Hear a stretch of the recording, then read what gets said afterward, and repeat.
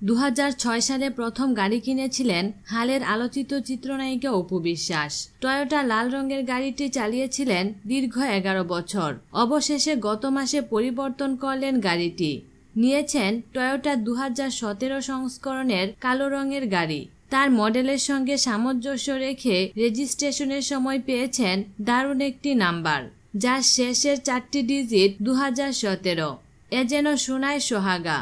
এ বিষয়ে অপু বলেন, অনেক দিন ধরে গাড়ি পরিবর্তন করতে চাচ্ছিলাম, কিন্তু টাকা জোগাড় হচ্ছিল না। শেষ পর্যন্ত ব্যাংক লোন নিয়েছি। আগের গাড়িটি বিক্রি করে যে টাকা পেয়েছি তার সঙ্গে ব্যাংক লোন যোগ করে গাড়িটি কিনলাম। আশা করছি নতুন ছবিতে চুক্তিবদ্ধ হয়ে ধীরে ধীরে লোন পরিশোধ করে ফেলব।